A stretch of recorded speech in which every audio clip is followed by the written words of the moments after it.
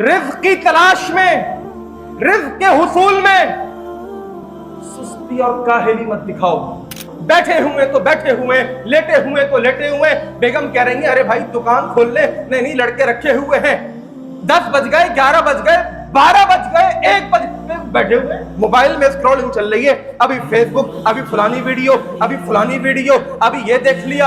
انا للہ و انا الیہ راجعون. مفتی صاحب کے پاس پہنچتے ہیں، کوئی وظیفہ بتا دیں، کوئی دعا بتا دیں. ظہر کی نماز جماعت سے پڑھنے آئے ہوئے اور اب تک دکان پہ جا کے نہیں بیٹھے. نماز کے بعد پوچھنا یار کوئی وظیفہ بتا دیں، دکان نہیں چل رہی. لا تستبطئوا فی الرزق. رزق کی تلاش کے اندر سستی اور کاہلی مت دکھاؤ. اللہ کیا کرے؟ نبی علیہ الصلوۃ والسلام نے ارشاد فرمایا فَإِنَّهُ لَن يَمُوتَ الْعَبْدُ حَتَّى يَبْلُغَهُ آخِرُ رِزْقٍ.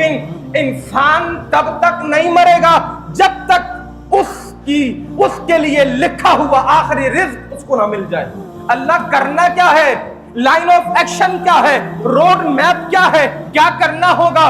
رب کہتے ہیں میرے بندے فَأَجْمِلُوا فِي الطَّلَبِ. اس رزق کے حصول میں جمال دکھاؤ. جمال اس طلب میں، اس کوشش میں جمال ہو، کمال ہو، خوبصورتی ہو.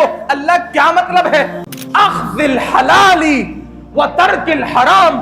کاروبار کی خوبصورتی یہ ہے، ملازمت کی خوبصورتی یہ ہے، معاش کی خوبصورتی یہ ہے.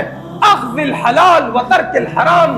انسان جب اس راستے پر نکلے گا، کاروبار کرنے نکلے گا، اس کے سامنے 2 راستے ہوں گے. عقل حلال کا راستہ ہوگا، کسب حلال کا راستہ ہوگا، اور دوسری طرف عقل حرام اور کسب حرام کا راستہ ہوگا. سود کا راستہ ہوگا اور ادھر حلال راستہ ہوگا. رب کا قرآن کہتا ہے، رب فرماتا ہے اخذ الحلال. حلال کو فوقیت دینا، حرام سے اپنے آپ کو بچا کر کے رکھنا.